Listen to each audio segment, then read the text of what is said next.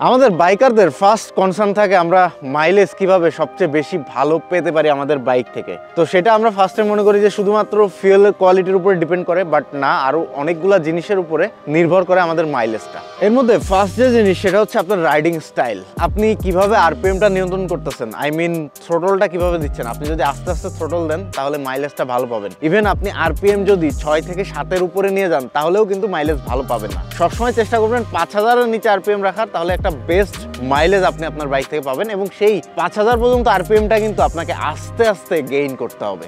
Riding স্টাইলের মধ্যে আপনার আরো একটা জিনিস আছে, আপনি এক্সেলারেশন নিয়ন্ত্রণ করলেন, সব করলেন, ঠিক আছে, বাট আপনার ব্রেকিংটাও নিয়ন্ত্রণ করতে হবে, মানে স্মুথ ব্রেকিং করতে হবে। ধরেন একটা স্পিড ব্রেকার আসলো, আপনি একদম কাছে যেয়ে ব্রেক করলেন, তাহলে কিন্তু আপনার স্পিডটা ইউটিলাইজ হলো না। এক্ষেত্রে আপনার যেটা করতে হবে, একটু আগে থেকে আস্তে আস্তে ইঞ্জিন ব্রেকের উপরে ছেড়ে দিবেন, আস্তে আস্তে যে স্লো হবে, তারপর ব্রেকটা করবেন। আর একটা ব্যাপার যেটা এবার হচ্ছে আপনার বাইক মেইনটেনেন্সের উপরেও কিছুটা নির্ভর করে, যেমন আপনার প্লাগ, এয়ার ফিল্টার এবং আপনার চেইন, এই তিনটার দিকে আপনার অলওয়েজ খেয়াল রাখতে হবে। চেইনটা অলওয়েজ লুপ করতে হবে, ক্লিন করতে হবে এবং অ্যাডজাস্ট করতে হবে। বেশি টাইটও দেওয়া যাবে না, আবার বেশি লুজও দেওয়া যাবে না চেইনটা। তার সাথে সাথে আপনার প্লাগ খেয়াল রাখতে হবে, প্লাগ ভালো করে স্পার্ক করতেছে নাকি, প্লাগে অয়েল জমে গেছে নাকি, এগুলো খেয়াল রাখতে হবে। এবং এয়ার ফিল্টার ক্লিন রাখলে আপনি মোটামুটি একটা ভালো মানের মাইলেজ পেতে পারেন। লাস্টলি হচ্ছে আপনি ফিউল কোয়ালিটি যদি ভালো নিতে পারেন, সো এভাবে আপনি আপনার বাইকের মাইলেজ ভালো পেতে পারেন। এই ধরনের আরো ভিডিও পাওয়ার জন্য চ্যানেলটি সাবস্ক্রাইব করে রাখুন।